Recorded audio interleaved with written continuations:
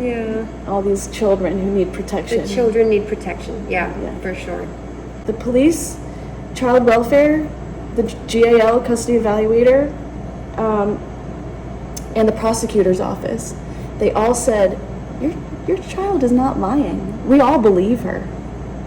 But there's not enough to be a crime. Okay, really? So you're saying that you believe her, that she was forced to watch her own father molest her friend in her bed while sharing the same bed, but there's not a crime?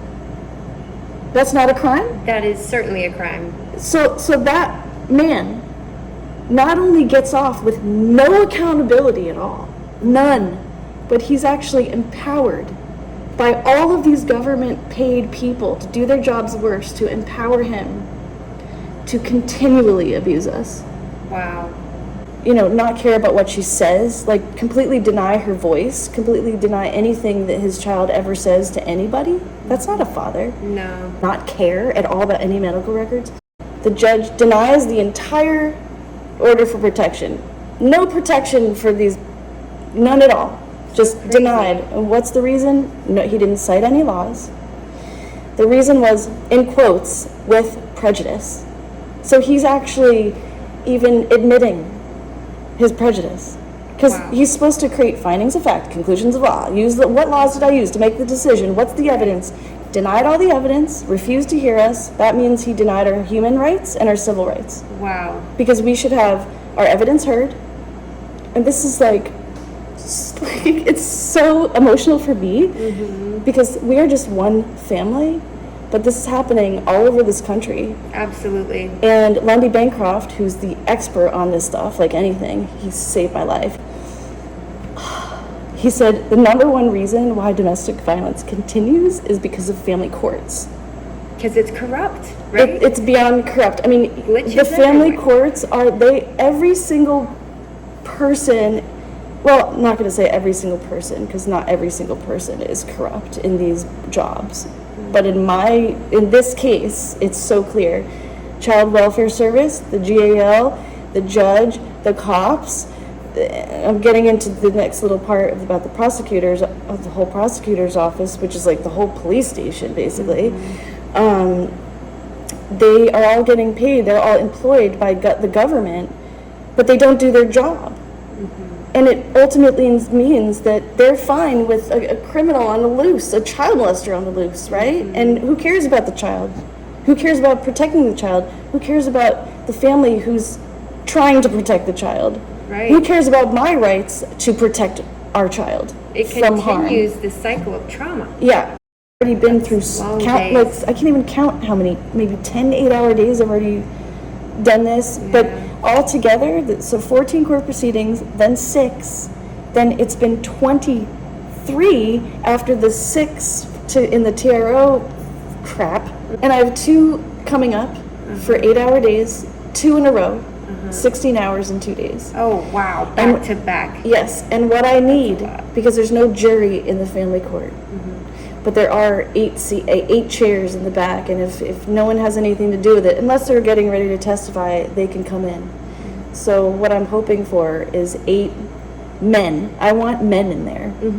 I want men who care about children's rights not to be molested.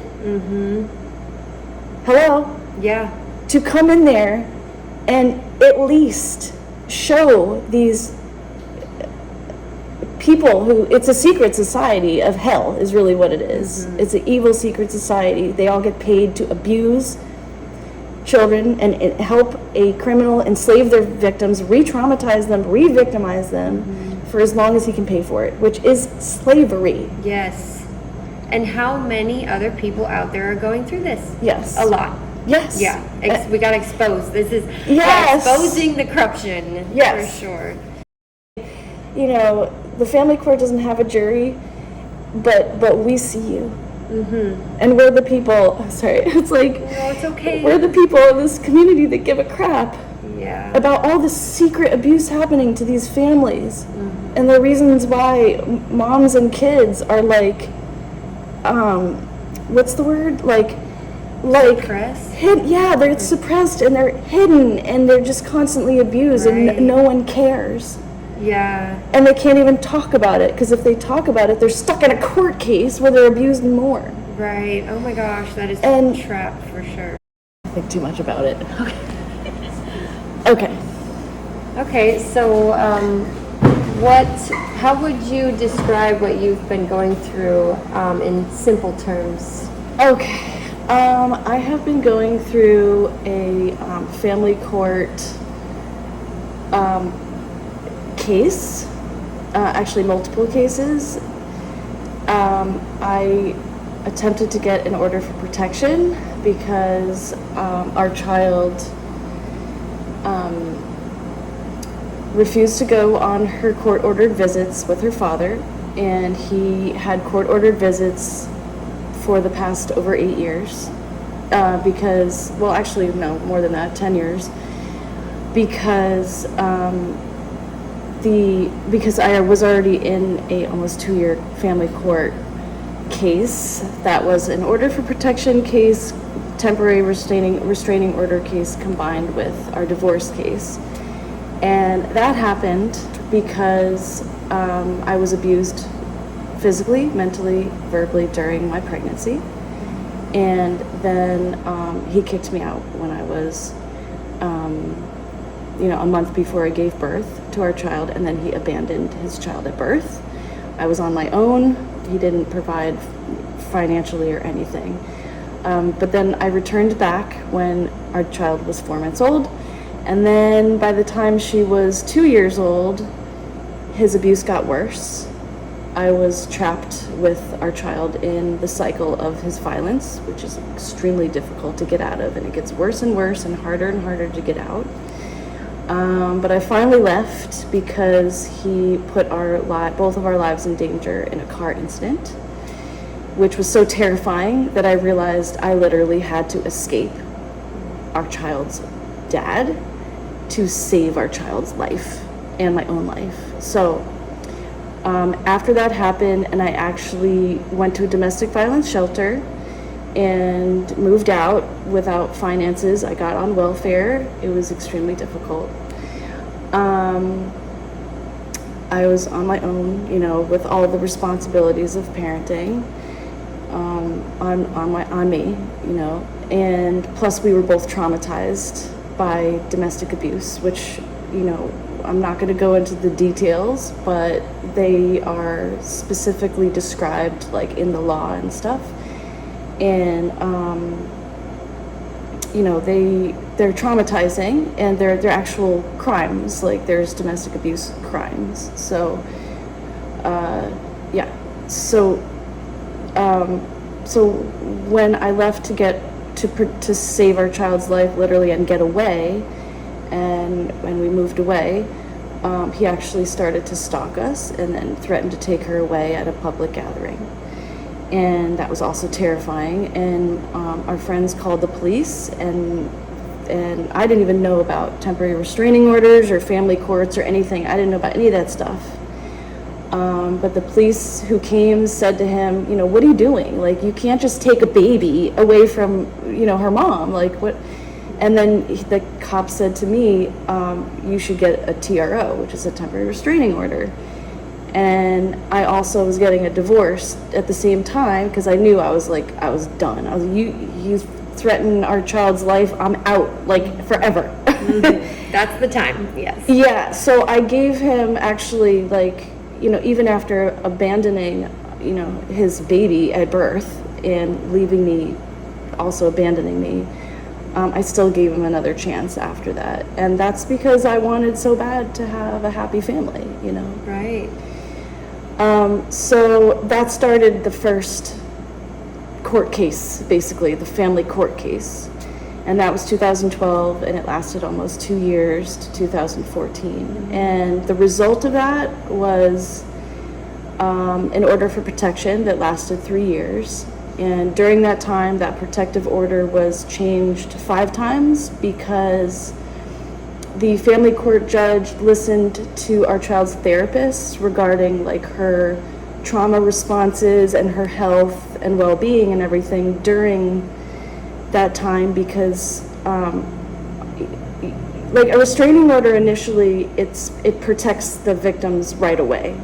So what that means is basically if the person committing, the violence were to contact you again or threaten you again, you have this piece of paper, and you can call the cops and they'll come and be like, oh, okay, we get it, because it's already been recorded in the courts and stuff. And so the community with the police and everything, and the child welfare services, and there's a whole community of basically government employees that are supposed to work together to protect victims, including children and the parents that are protective of the children.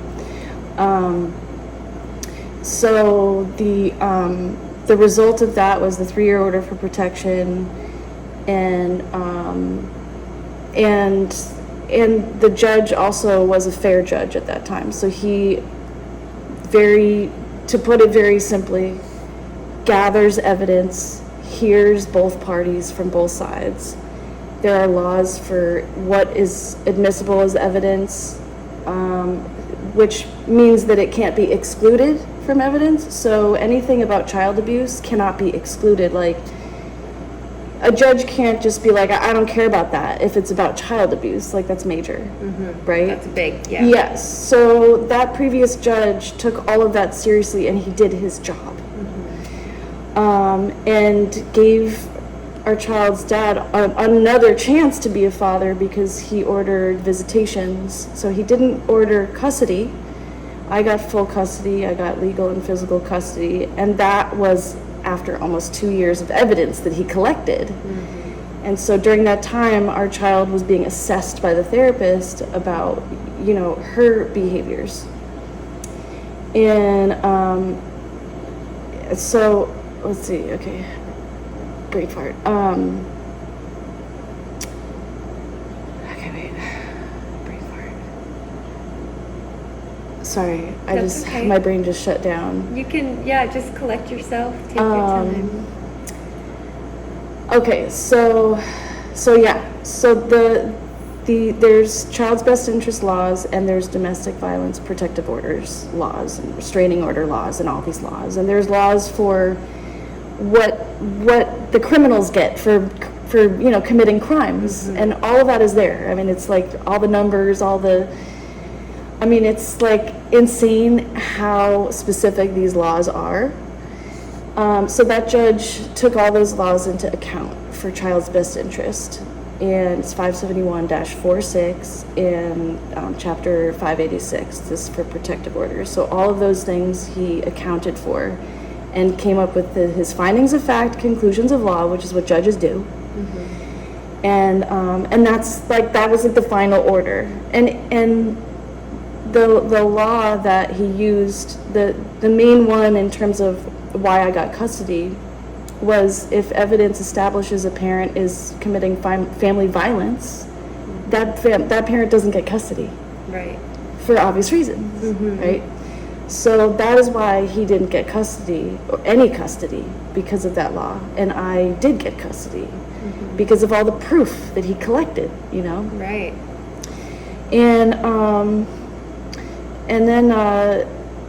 And then he ordered visitations. Her father got visitation rights, because that's his right as well. A parent can have that. The law also states that, So that was her dad's second chance to be a father, was his visitation rights. And that was every other weekend. I'm not trying to get into all those details. So anyway, he got the visitation rights, and so that was completed or whatever. And the whole thing was to follow that,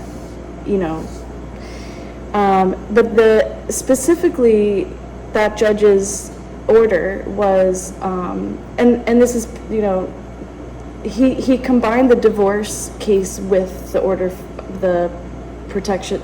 for protection case. He combined those, so they weren't separate cases. He made it all one case, which is a very good judge does that. He was a very good judge, and I want to say that because he truly cared.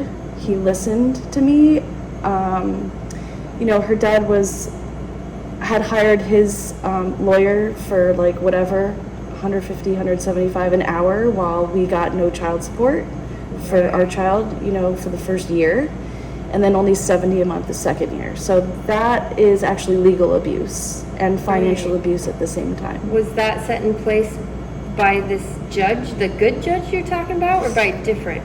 Well, that's a good question, actually. It's interesting because the family court judge actually does not have anything to do with child support. Oh, okay, so it's a separate thing. It's separate. Those orders for child support happen in the child support court. Okay. Yeah. Whole different court. A whole different enforcement agency. They're supposed to enforce that, and depending on what the parent, evidence they give them. Mm-hmm. So they can easily lie and whatever. So obviously there's lying going on initially for almost 2 years during that whole case, or combined cases, because how is he affording, $150 an hour, $175 an hour for his lawyer to write papers full of lies saying I'm crazy when I'm literally doing everything for his child alone, right? Multiple jobs to survive. And he was paying you, or how much child support was he paying initially? Nothing the first year, and 70 a month the second year. Well, actually for 2.5 years after that, it was 70 a month. Which is hardly anything at all. It's toilet paper. It's not enough to raise a child. No, not at all. And neither is 140 a month. And he's paying the lawyer 100 and how much an hour? Well, this was 10 years ago. So my guess is like 150. Like right now, he's paying his present lawyer, 175 an hour. But I'm actually not even sure exactly. Like it could be more than that. It could be, right? So that should be disclosed during these court proceedings, right? Because it shows he's financially abusing his victims. Totally. He has the money to help support his child, and yet he doesn't. He tries to get it as low as possible. Right. But there he is fighting to get custody when he's actually proving that he can't provide. And that's under unfit parenting. Yeah. If you can't provide for your child for, I think it's more than a year or 2 years, you're not even fit to be a parent. But there's other factors in being an unfit parent. And that's, oh my God, all of these laws are there. It's crazy. And they're very good. Like they define every specific little thing. It's crazy. But they don't define the legal abuse. And they don't define, like these details of financial abuse during legal abuse. Because that's what, it's like, even though I had to endure and our child had to endure like major abuse and trauma, he actually paid to, keep us in the courtroom, defending our lives, and me defending and caring for a child's life for that whole time. Well, I mean, she was between 3 to 5 years old during that court case. So the judge at that time definitely was very caring and understood that without like really talking about it, because that's a whole other,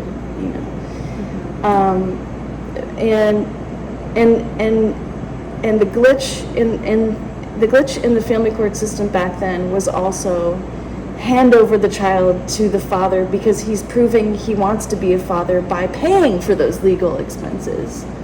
Right, but he was also abusive in many ways, so that kind of goes against that. Exactly. But so that whole, even though that judge was great, he still like was in the system full of glitches. Right. And that also meant that, and this is one of the most difficult parts of it is that I was court ordered to take her back on visits with him. And they were supervised at first for like an hour, and then 2 hours, and then through up to almost 2 years, it gradually expanded up till unsupervised, right? So the good part of that is the father gets another chance to be a father, right? Holy Lord. I know, it is raining. Dang. Oh my God. Wow, okay. That's cool. I'm glad that we're not sitting out there. Me too, yeah. Okay, all meant to be. So how many chances did this guy get to be a father? That's my question. Yeah, well, good question. Because after that final divorce decree and findings of fact, conclusions of law, those are connected as the whole final thing. The judge did his job and he's done with that case, you know. So it was the visits were every other weekend, Friday to Monday. Can be increased, may be increased as the symptoms of severity of the symptoms of like, the child's, trauma and severity of the trauma lessen, right? And so I was informed, do not go over that order, ever. That's what a paralegal suggested to me. So I tried as hard as I could to stick to it for the next 8 years. So we're going into from 2014 until 2015. That's when the order for protection ended.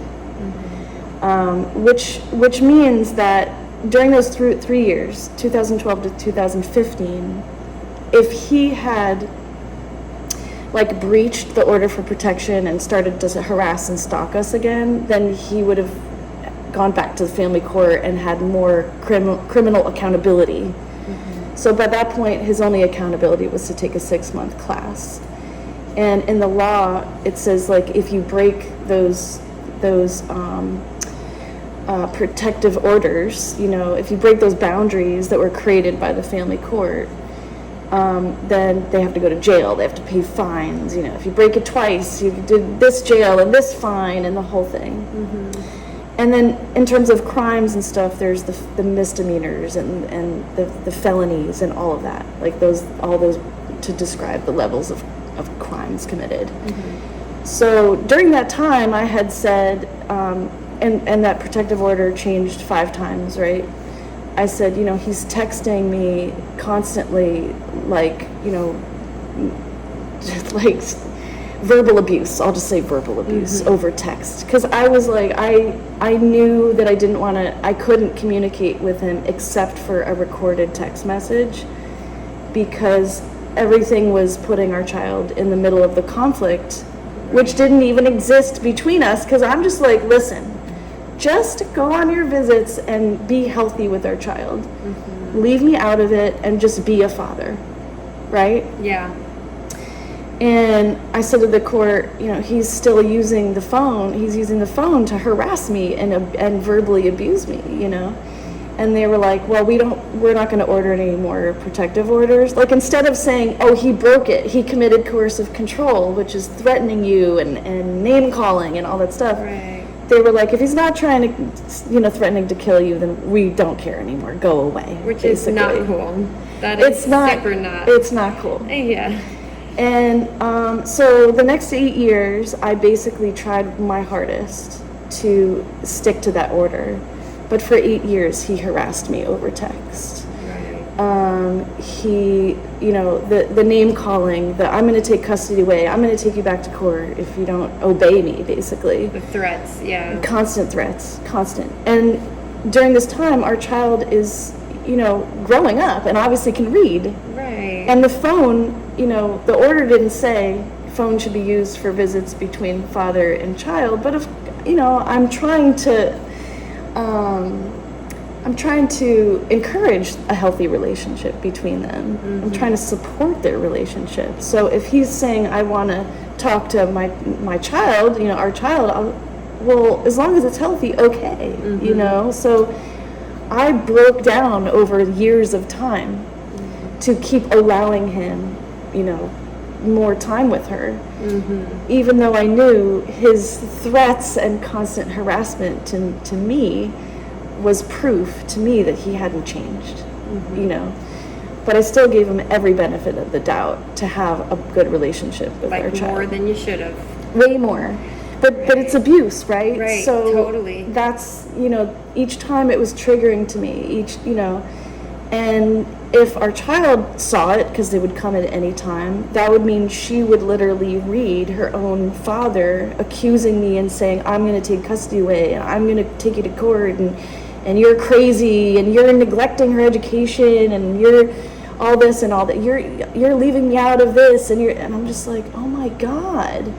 Yeah. Like, I'm literally doing everything I possibly can to encourage a healthy relationship with you two. And I never got in the middle of his new relationships or anything. Like, I was just like, you know, I do you, I'll do me. Yeah. And then he would be like, can you change the schedule for this, and my family's coming, and I was like, okay, you know, as much as I can for our child's health, I will. Mm-hmm. I will change those things for you. So I accommodated him and his family like anything. Mm-hmm. So from 2018 to 2021, from age, you know, she was like 9 to 12 years old, I allowed, you know, every other Thursday to Monday, every other weekend, half of school vacations, over 2 weeks in the summer. I allowed trips outside of the state and the country, changed schedules around for him, all kinds of stuff. And at the same time, during that time that I actually extended, that's recorded that I extended on the text records, because it only went back 4 years that I could get the records. It's recorded, you know, there's proof of that he threatened to take me back to court 65 times. Wow, that's a lot. Yeah. That's a lot. And for reasons that he was lying about. Like, I'm going to take you back for preventing visits. I'm like, but I've been extending them for you. Like, yeah, that's weird. Or I'm going to take you back because you're neglecting, you know, this and that. And I'm like, I literally am doing everything on my own, and I don't even use your child support because his payments at that time were, after the 70 month, it was $140 a month. Mm-hmm. So, and it was $140 a month up till like halfway through the next court case, which lasted 2 years. Mm-hmm. So, which proves that, well, okay, I won't get into that part yet, with the costs of his current expenses, but, so anyway, that's proof of domestic abuse. Yeah. Right there in the court records. But he never actually filed any complaint against me, and that's also proof that I wasn't doing anything wrong. Right. He was just trying to freak you out and get you under his thumb, basically. Yes, yeah, because like the core of domestic abuse isn't even the physical violence. It's the manipulation, it's the threats, it's the terrifying your victim. Right. You know, so to terrify a mother to take her child away when knowing all that history, like, it is actually terrifying. It's very triggering and it's very painful. Mm-hmm. And it's painful for a child who's growing up to know that her father is treating her mother like that right in front of her face. Yeah, that's awful. Yeah, and so domestic abuse like that in the presence of a minor, in the presence of your own child, like, that's very damaging. That causes trauma to the kid for a long time. Yeah. You know? Yeah, and it can go either way. It can go to, I want to protect the mother more, or I'm going to side with the father and help to, you know, hurt the mother. Like, it creates such bad conflict when there isn't even any, right? It shouldn't, there shouldn't be any. So going up to 2021, this is better, like, what's the time? 23 minutes. Okay, all right. Mm-hmm. So when did things change for your daughter, like when she didn't want anything to do with her father? Okay. Yeah. So when our child was 12 years old, she, for like a whole month, she had this buildup of a change of her whole personality. She was like having tantrums, she was angry, and I was like, what the heck? And I knew it had to do with her father, but anyway, so it was really disturbing. And I said a huge prayer, and it was crazy because like 2 days after I said this prayer, I met this woman who's a lawyer. Totally divine. So divine. That's amazing. Yeah, and because I didn't know what was to come. At that point, I just prayed to Krishna, like, help with, you know, I don't know what's going on with our child. Like, it's scary. It's, what is this? And you met a lawyer who said that she would help you for free, right? Yes. Okay. And we even had a meeting and everything. It was so weird because I told her about the history. Mm-hmm. And she even said to me, like, she was like, I was guided to you, like, right. And I didn't even understand why. I just knew I was, right? And real quick question, how long were you struggling with all these court cases until she came into the picture. You mean talking about the first case? Yeah, like, so you were trying to be your own lawyer for a long time, right? Before this lawyer stepped in and was like, I'll help you. Yeah. Okay. Yeah, well, actually what happened was, like, going back into the past in that first case, I actually did hire a lawyer. My parents actually helped me hire one. Oh, okay. But he was abusive, and I fired him. Oh, wow. Yeah, I actually fired him after 2 weeks because he forced me to sign something which made our child go with his whole family. And when she came back, she was totally traumatized. Oh, wow. So I was like, you're fired. I didn't know what I was signing. You wouldn't answer me, and you're abusing me, and I can recognize it. So Totally. you're out of there. So I was my own lawyer for that entire case, except for the first 2 weeks, which didn't matter, right? And that's to be noted because that's the position a mother has to be in when she can't afford to even. Right. She's already got multiple jobs to just deal with the Trying fact to get that. by. Yeah, Yeah. because the father's not supporting enough, so it's all on her. But into the present. So what happened was, our child, she got off one of the phone visits with him and was like holding back her tears and crying and everything. And I was like, what is going on? And she wouldn't tell me. And she was like, I don't want to talk about it. And long story short, she recorded herself on my phone alone in her room. And that's how I found out what happened to her on his court-ordered visit that I had extended, right? And I mean, it's super gross, but she disclosed that she witnessed her father molest her friend in her bed on their sleepover, and they watched 2 movies that night. That they basically had like a double feature, and one of the movies was the one that her and her friend wanted to watch. They were both 12 years old, girls, and it was Moxie, totally age appropriate, right? But he wanted to watch The Blue Lagoon with the 2 girls, which is obviously a perverted. Inappropriate. Yeah, it's about children having sex, cousins who are children having sex. Wow. And there's like a male masturbation scene, and it's considered like, perverse innocence, and like it's controversial to this day of how like gross it is, and you know what I mean, in terms of like children's sexuality and stuff, and that whole thing with Brooke Shields and stuff too. Like she was only 14 when she was in that and stuff like that. But anyway, so that's a form of grooming, to have children watch what a grown man wants them to watch before they go to bed. And then she said that her friend was kept falling asleep during the movies, and which means that she wasn't a light sleeper if she's like falling asleep through all these movies.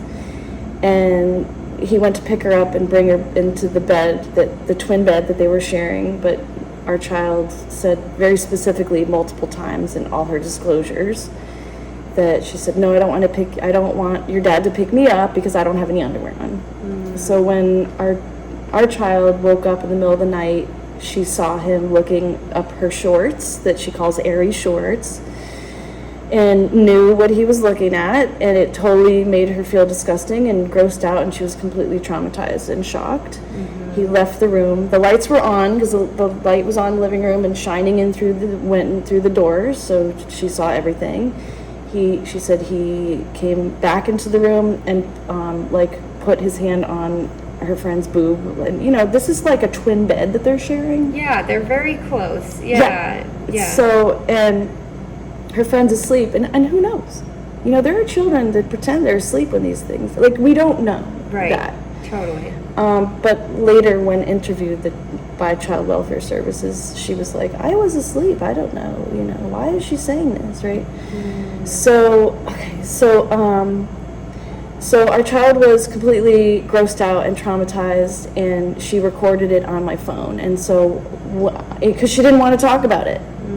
So when I heard it, I was like, I was completely shocked, but it also explained why she was freaking out. Yeah. Like she was, And she had refused to go on the visits, and she had panic attacks. She was crying. She was like, I don't want to go. I don't want to go. She was terrified to go back to his house. Yeah, she really didn't want to be around him. Terrified. Yeah. And I've never seen her have like full-blown panic attacks like that. And during that time also she was having like, the panic attacks were like so extreme that she, like, oh my God, she was having fevers, she was shaking, she was crying at the same like time. getting She was sick pretty much. Yeah, she was like hyperventilating, she was sweating, it was like fever symptoms. And you know, she was had this, like, when she was, you know, trying to go to sleep, and she was having nightmares. She was waking up with dreams that her dad was following her in motorcycles. She made me call the police one night because she was afraid he was creeping around the house. Oh, wow. She was afraid of seeing his car. She was afraid of seeing the other two kids that were his new girlfriend's children that she would play with. She was afraid of seeing them. Mm-hmm. He had another baby with the girlfriend. She was afraid of seeing that child. She was just afraid of her dad stalking her, mm-hmm. right? And she was also afraid of him calling her stupid, making her take school tests and all this stuff. And that was even like, I was like, whoa. And she actually predicted his behavior that was to come that I had no clue about. Oh, wow. Yeah, and all that stuff, like afraid about, she would cry and say, he's going to make me take tests, and he's calling me stupid, and he's saying I'm behind in math, and da-da-da-da. So it was all that stuff, too. Mm-hmm. So basically, after, okay, I'm like sweating, because this is all That's triggering, a lot, too. Yeah, to relive, yeah.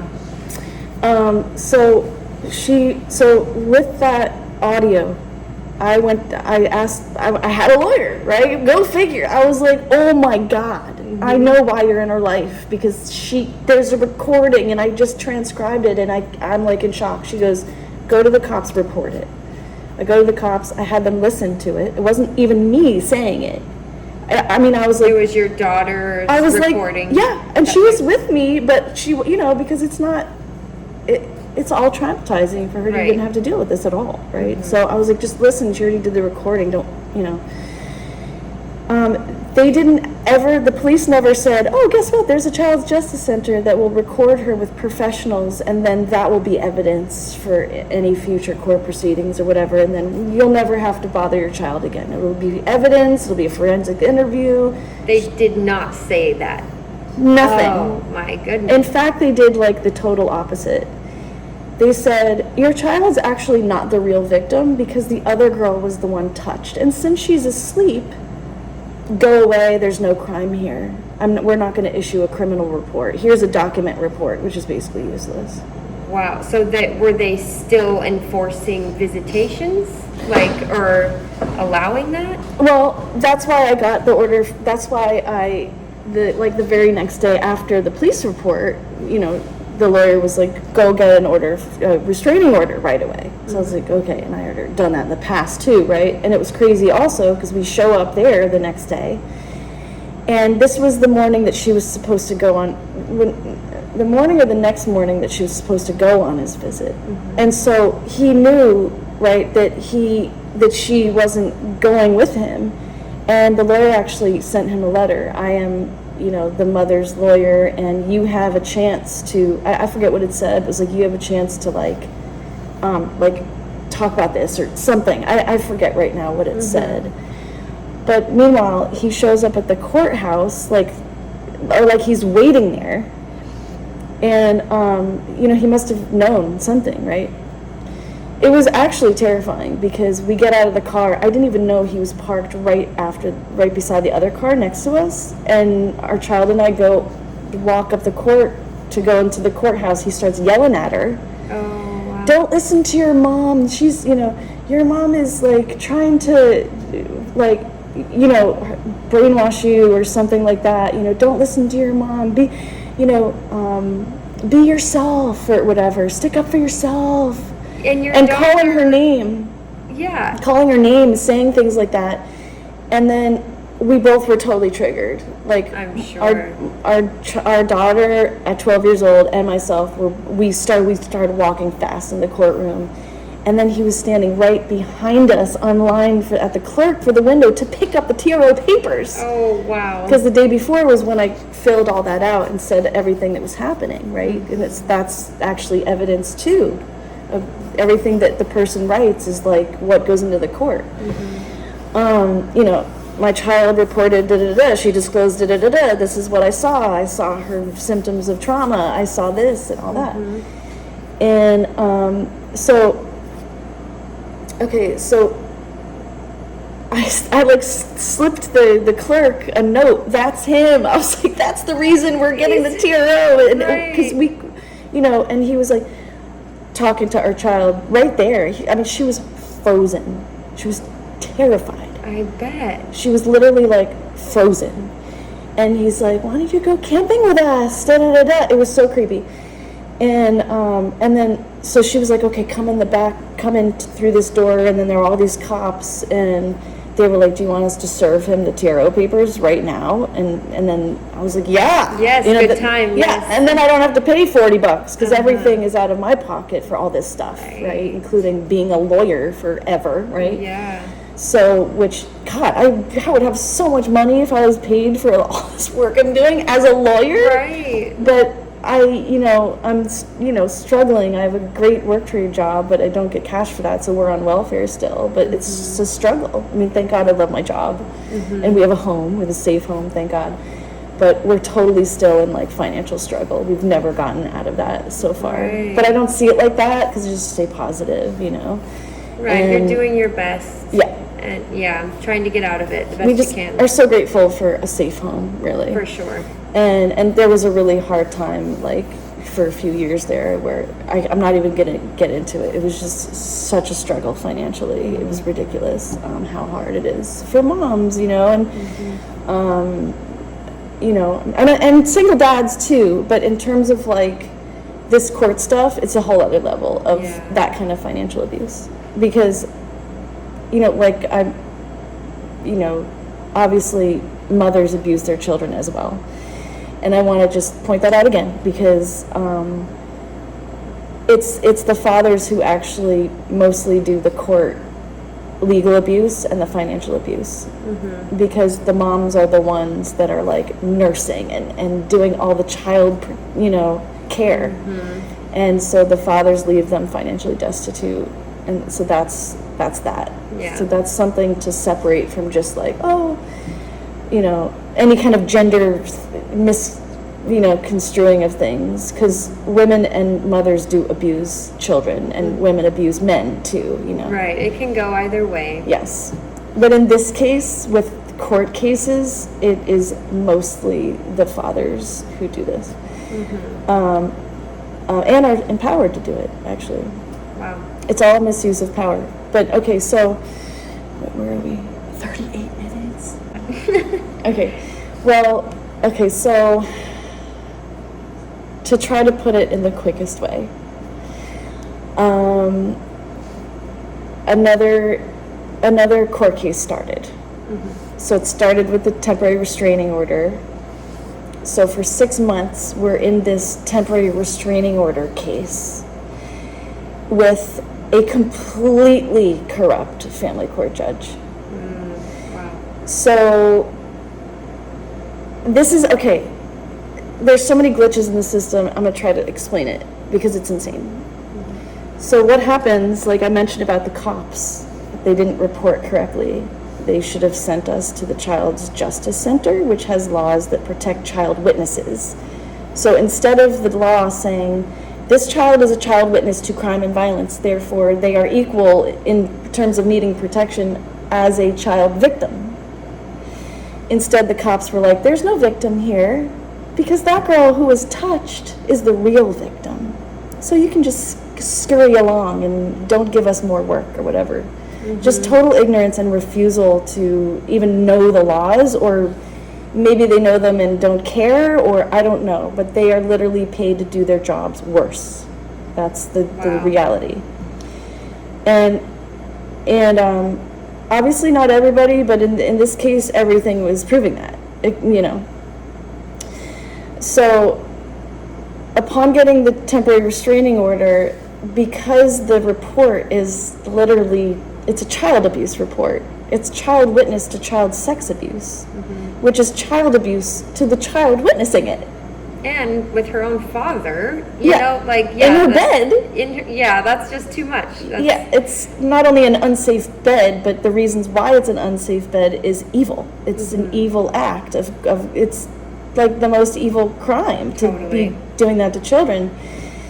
So child welfare gets on board. You know, the judge has to, okay, here, child welfare because of the report. So child welfare conducts this interview with our child, and basically bursts into our house, into our child's rooms, says, no way can you record my interview with this child, and no way can you have the child's therapist, although it's a good thing you do have the child's therapist, because the child saw something bad, and it's, you know, that she testified that later.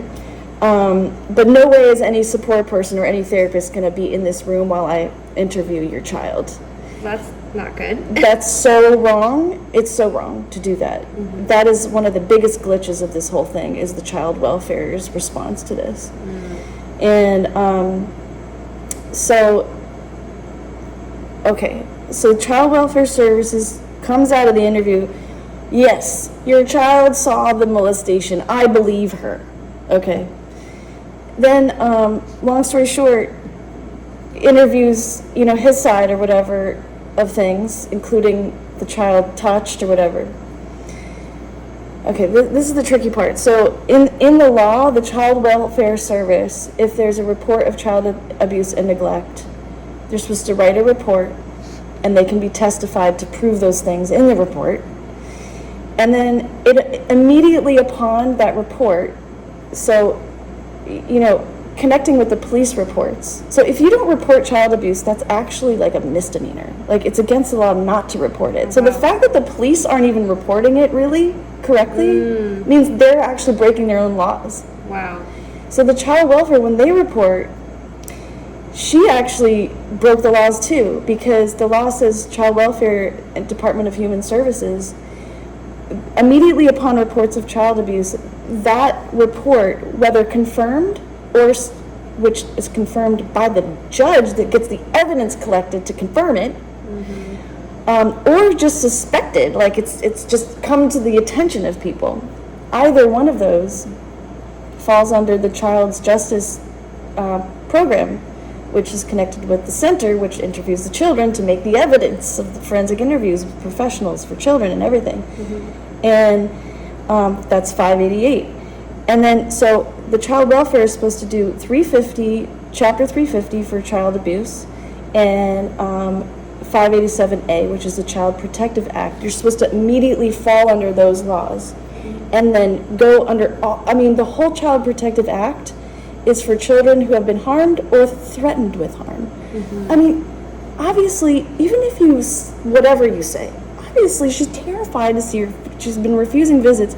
Okay, so there's that part of it. Child Welfare Service did not do their job whatsoever. Right. She created a report. She geared the whole report on basically saying, oh, the child was sure, the child was unsure, the child was unsure, but if she was sure that the boob part happened, but she was unsure about ridiculous. Like, Yeah. and I even contacted Child Welfare Service, and I was like, because I'm allowed to make a complaint. Oh my God, it took months to even have them give a crap, right? Wow. And this is just jobs for me that, I mean, secretary jobs, calling, up all night, writing, like the whole, it's just, It was a lot for you to deal with. dude, it was insane. Yeah. Like that, this is why I've aged like so much in the past few years. It's a lot of stress. Yeah. It's ridiculous. A lot on your plate.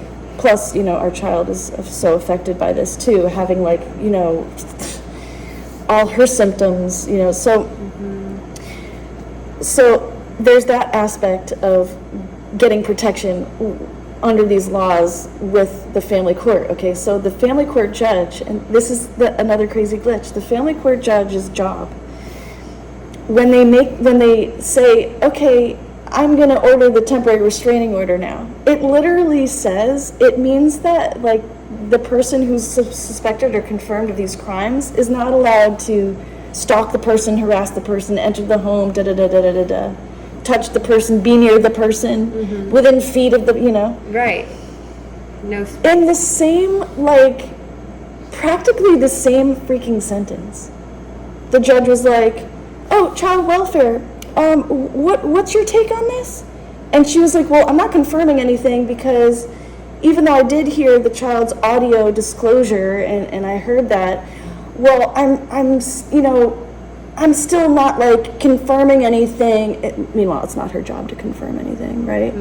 So, but she was like, but I'm not going to make anything about visitation. She did say that, which was good. She was like, I'm not saying you should order visitation because I didn't get into it. Like, I can't say that you should order that. The judge immediately ordered visitations, supervised visitations, which means he actually broke the whole purpose for the TRO immediately upon ordering the TRO. Wow. Which is so disgustingly breaking the laws, right? And so, I'm trying to do this as quick as possible. So he orders me to take our child on 9 supervised visits at the YMCA, or I'd be held in contempt. That means I would be breaking the law if I didn't take her.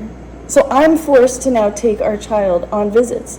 She refused 9 visits for 9 weeks in a row, and each one of those she was traumatized by. She refused to get out of the car. She refused to get in the car. She was hiding in the trunk of the car. I just don't understand why the judge would put both of you in that situation, knowing that your daughter wanted nothing to do with him, and after all the trauma she went through and all that evidence. That is very interesting. Well, I'll tell you one tidbit of maybe why. I found out judges get paid around $775 a day. Wow. So the judge, for over 2 years now, since the beginning of that trying to get protection TRO. Remember the first judge? He got the TRO, put it into the order for protection. Good judge, right? 14 court proceedings later. Yeah, it took a while, almost 2 years, but still he made a freaking decision. Yeah. And, and gave us protection. Granted, all this stuff, but still he listened to the therapist. The therapist was like, no, don't order these more visits. Don't order that because the child has trauma. It's not me saying it, it's the therapist. And the judge was like, I'm listening to the therapist. I respect. Those are medical records that are admissible by law as evidence, period. Okay, so this judge,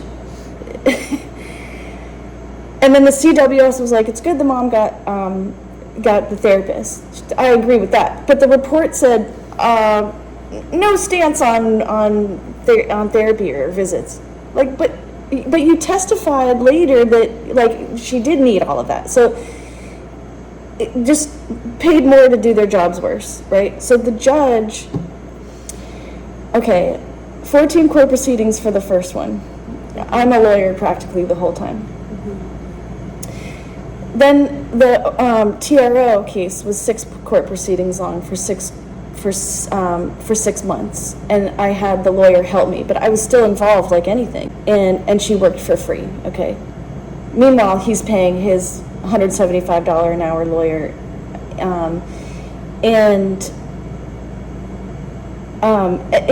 no talk about that, right? The financial abuse for that. Not mentioning that, yeah. Yeah, not at all. So from this previous, the current family court judge. So 6 months later, he denies the order for protection.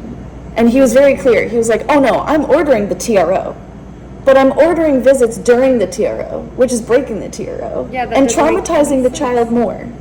Wow. So, and then I'm like giving the therapist letters over and over, like 3 letters, like, you're traumatizing the child by continually making her go on visits. I mean, she refused, she said no 27 times. Wow.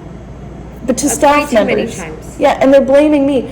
Then I get abused in court because he's paying his lawyer to say, oh, the mother is brainwashing the child. The mother should have the child taken away from her. Oh my which is gosh. completely traumatizing to me. Yeah. And I mean, even if I mentally get their manipulation, that is so traumatizing to any parent who cares, So I'm now the abusive one. right? So flip the script, that's what the abusers do. So Right. he's paying them to literally allow the judge to all harass me in the courtroom and harass our child outside of the courtroom by traumatizing her on these visits. Nothing I say mattered. Nothing I said mattered. Nothing her therapist said mattered. And even our therapist showed up to testify. She was waiting in the courtroom all day. Sent her away. Didn't hear anything. The doctor was involved. You're traumatizing child by making her visit. Nothing. He refused to admit all the evidence. And it really boils down to money, right? Like, Yeah. who has the money? Yeah, Who's and- getting paid? Yeah. Yeah, and so I counted, and there's 2 more 8-hour days scheduled in less than 2 months. Those are 2 8-hour days that I have to go through. I've already been through long count, days. like I can't even count how many, maybe 10 8-hour days I've already done this. But all together, so 14 court proceedings, then 6, then it's been 23 after the 6 in the TRO crap, you know. 23 after that, because what happened was during the TRO one, the court ordered a GAL to come and see if our child can testify or if she'd be traumatized, right? So that lady comes and testifies after like the quickest interview ever. Oh, I believe the child, there was inappropriate touching of her friend by the father, and she also told me that the father speaks badly about the mother. And the system of justice should work for her by her being heard.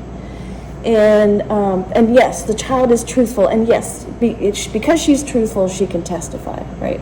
The judge goes, well, first of all, I'm not going to allow the child to testify, Oh my goodness. even though he court ordered her to see if she could, so that didn't even make sense. But then he goes, while she's testifying, asked the GAL,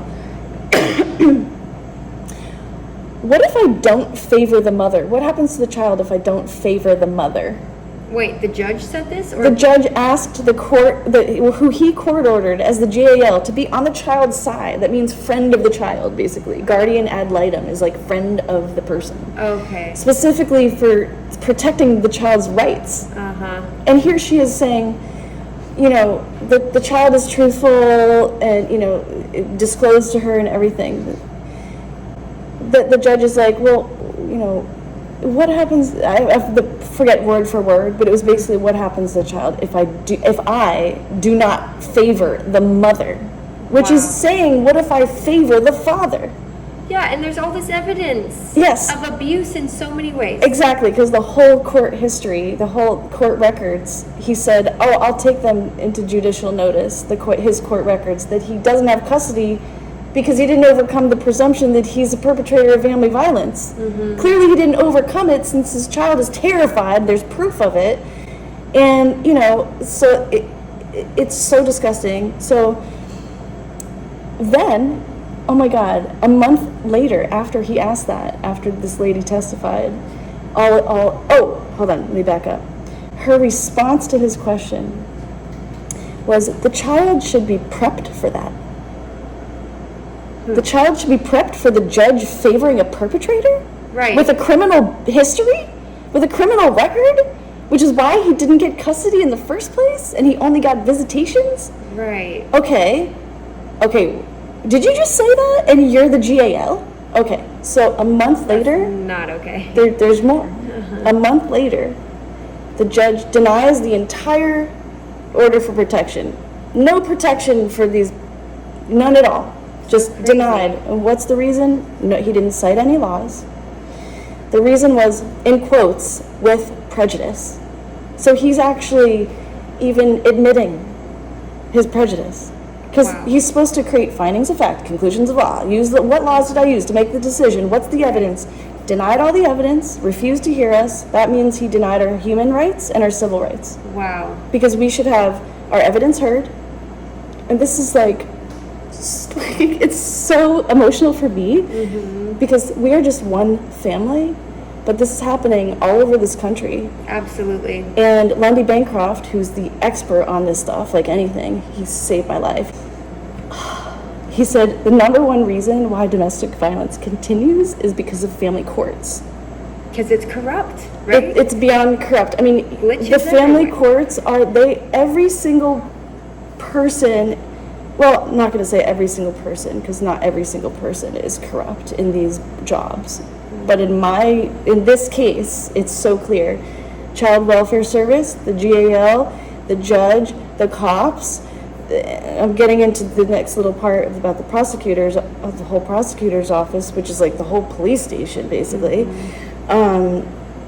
They are all getting paid. They're all employed by the government, but they don't do their job. And it ultimately means that they're fine with a criminal on the loose, a child molester on the loose, right? And who cares about the child? Who cares about protecting the child? Who cares about the family who's trying to protect the child? Right. Who cares about my rights to protect our child It from harm? continues the cycle of trauma. Yeah. And then what's even crazier, because it gets crazier, is that only 12 days after he denied the whole order for protection, denied us our rights, denied us protection from this known criminal, right? Only 12 days after that, her father finally files what his 65 threats are about. Oh, I'm going to take you to court because you this and you that, right? So he files, I want custody because the mother cut off visits from me and because she neglects our child's education. Exactly what that proof of all those texts were saying that he was lying about, right? So that's committing perjury. So that means he's asking for custody based on perjury, which is against the law. You can't file something for court with a lie. Okay. The judge grants it and reopened that first case. That's the divorce combined with the order for protection, all that's already been documented by the good judge.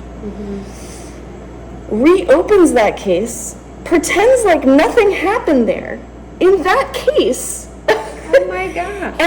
And since then, it's been 23 court proceedings that I've been the lawyer, because I can't afford to keep paying the lawyer, and she has to get paid, right? Right, But, yeah. but she still appealed the first case for free, and she's still helping us. She should have been paid like $30,000 for her work so far.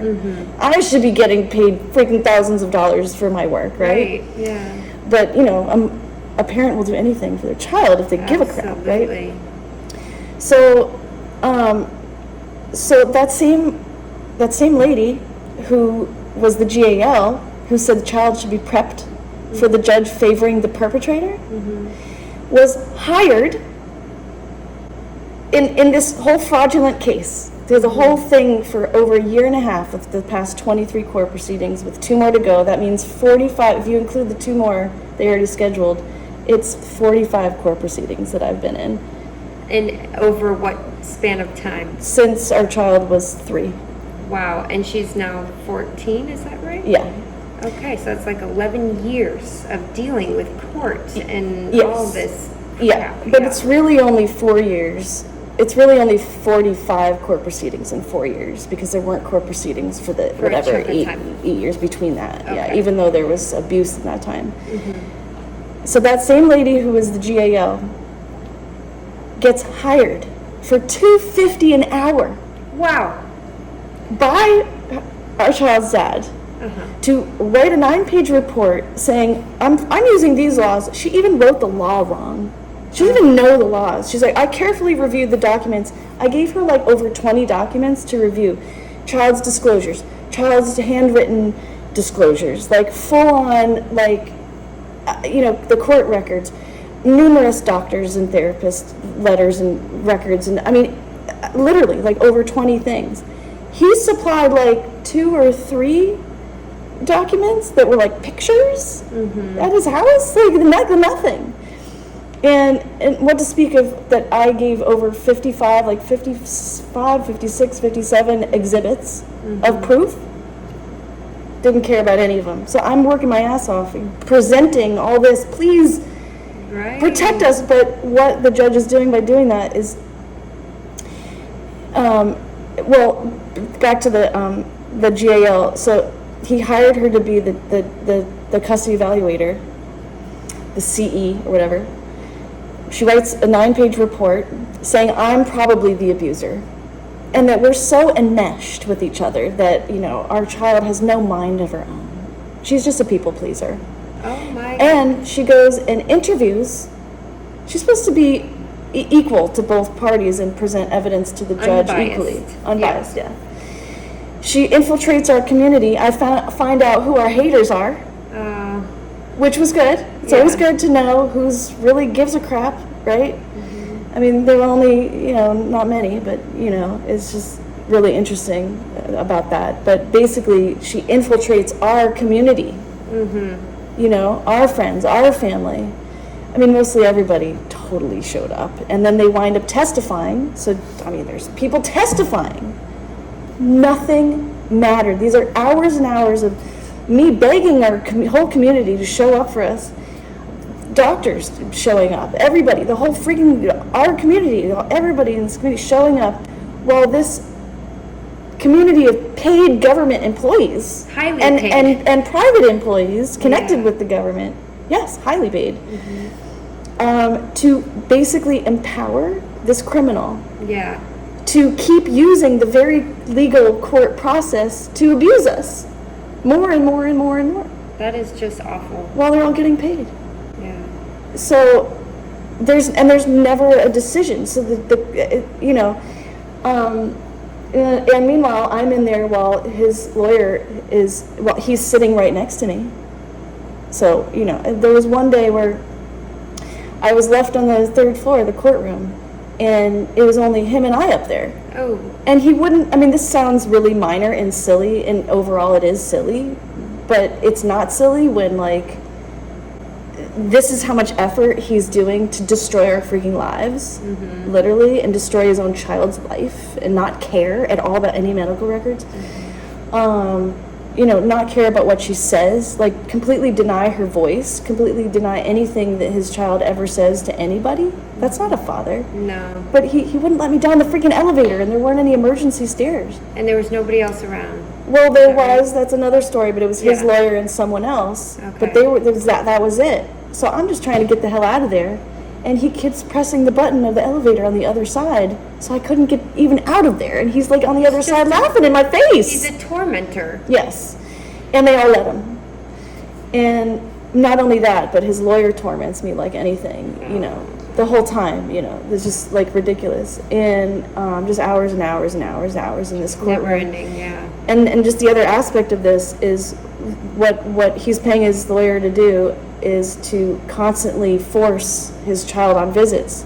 So no matter how much she tells people, or the doctors, therapists, or the supervisions, like Parents Inc., first it was the YMCA, then Parents Inc., they've been amazing.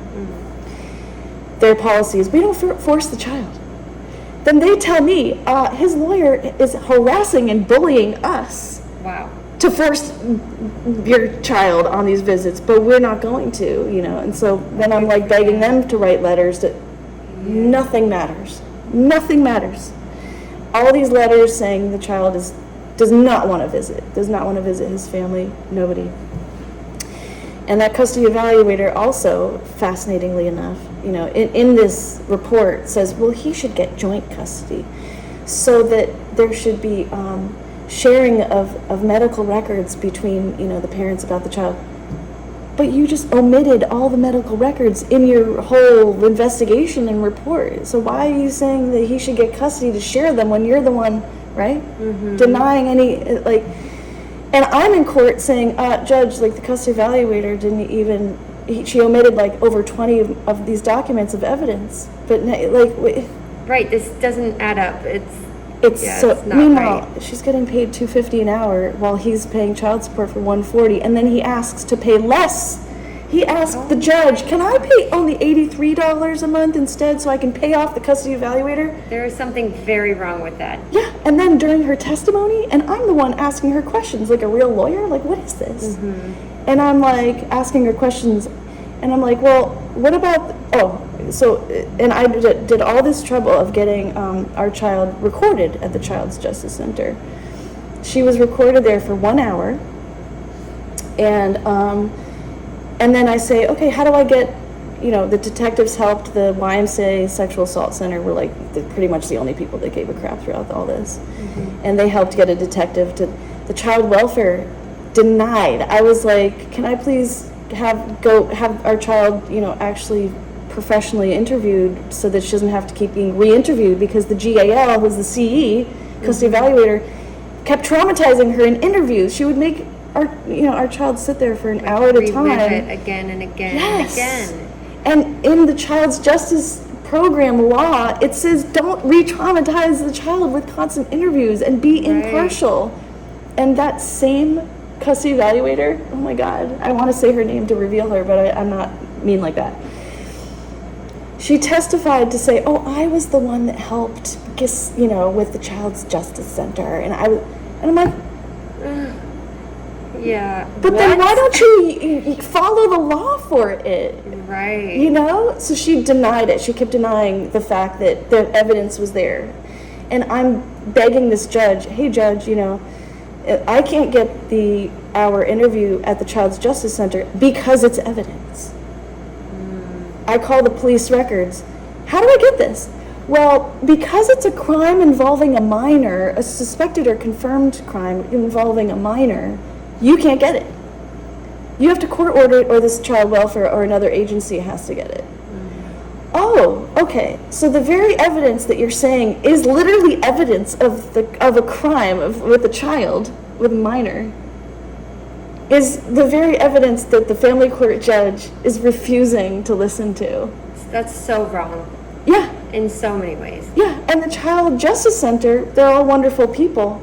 They say, well, we're powerless because as soon as we finish that recording, it's in the police's hands. It's owned by the police. Wow. So you're just trying your hardest. I'm trapped. And it's trapped. We're trapped. Like, what do you do now? We are trapped in a never-ending case, basically, seemingly never-ending.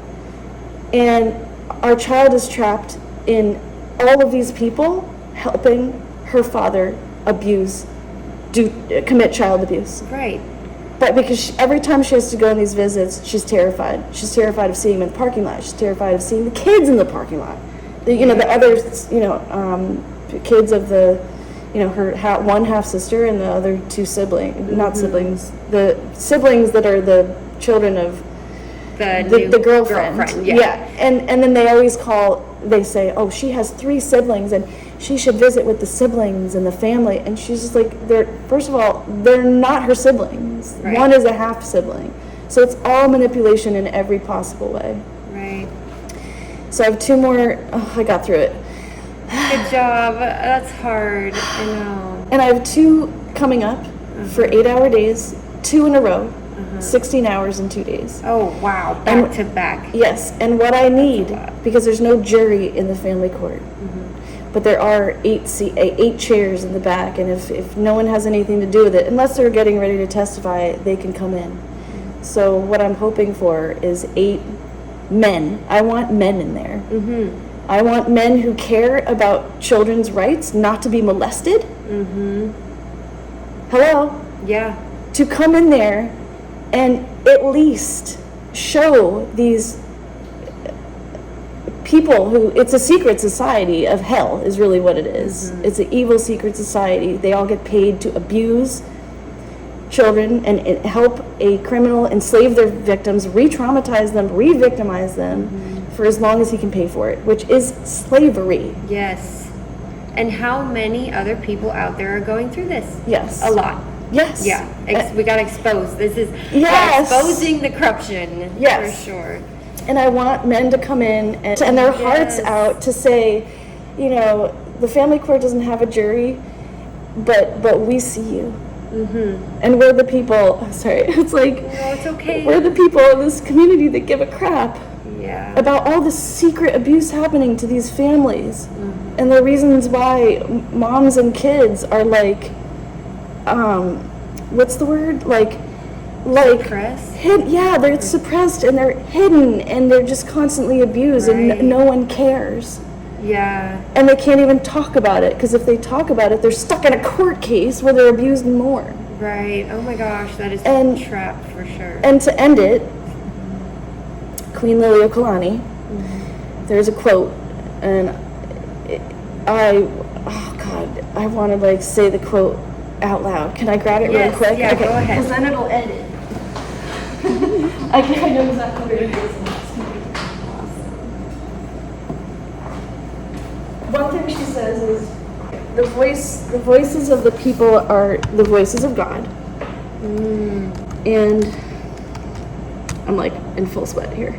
Thank you so much. You're welcome. Okay, she says, okay, I'm gonna try that because, you know, this connects because this land is based on aloha, Yes. and it should be all over the earth, right?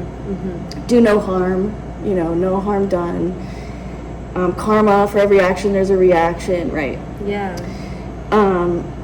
And we're one big family, right? Right. And Queen Liliuokalani, you know, she was overthrown, and all these military people were like waiting to kill everybody, and she was like, no, you can imprison me, just don't kill, you know, just don't do all this bloodshed, you know what I mean?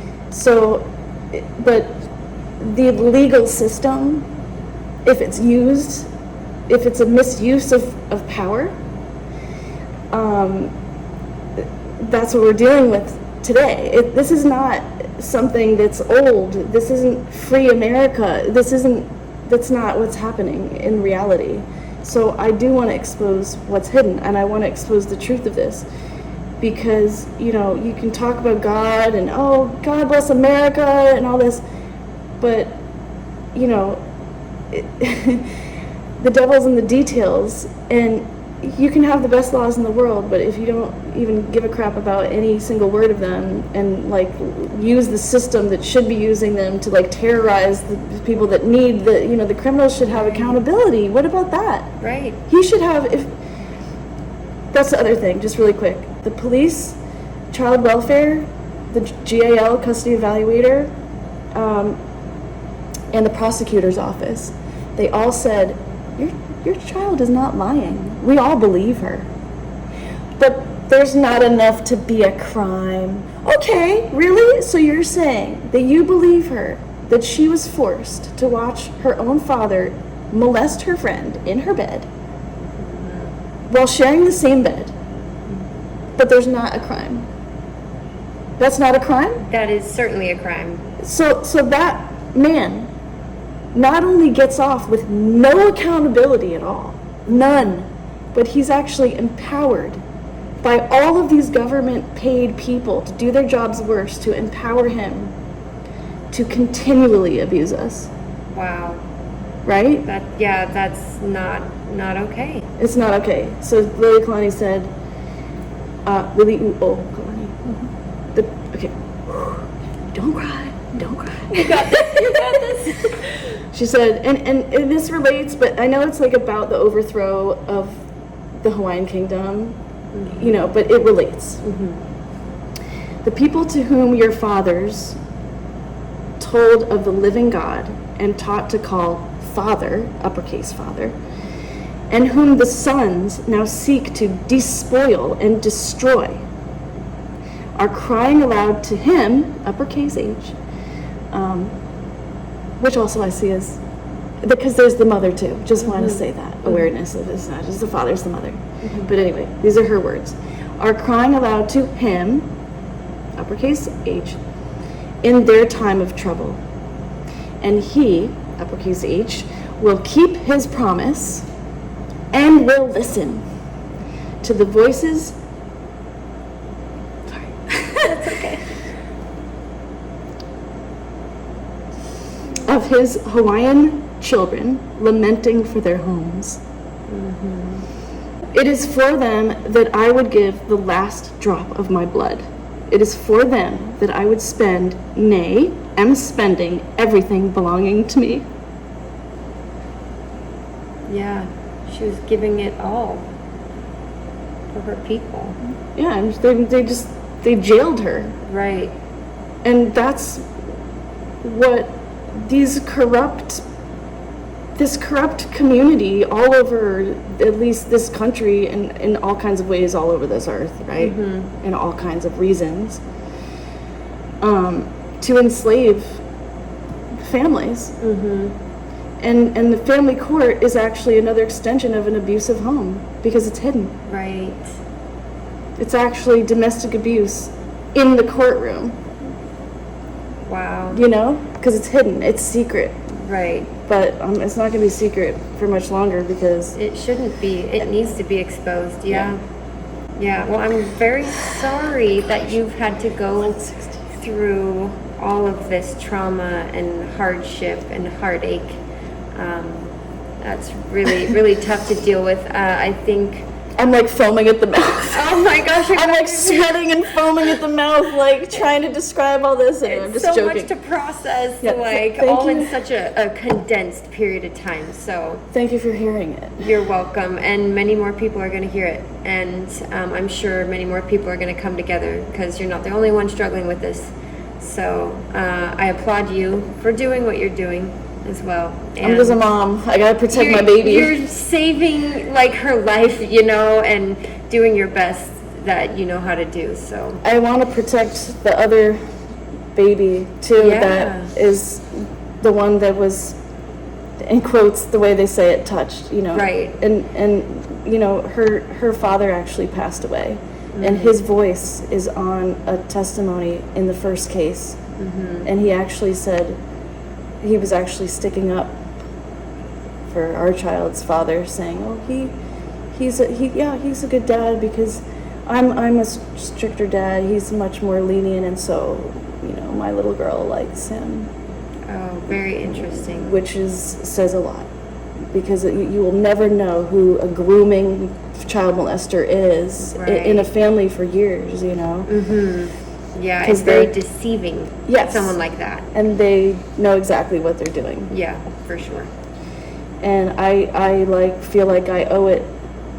Just when I heard his voice on the DVD from court, I was like, dude, I owe it to you to protect your child, you know, your little girl. Because who knows? I mean, we know what already happened, right? Totally. So Yeah. Wow. just to end on Yeah. all these children who need protection. The children need protection. Yeah, Yeah. for sure. Well, thank you for sharing your story. Thank you for hearing it. You're welcome. Thank you for your Absolutely. time. Aloha. Hare Krishna.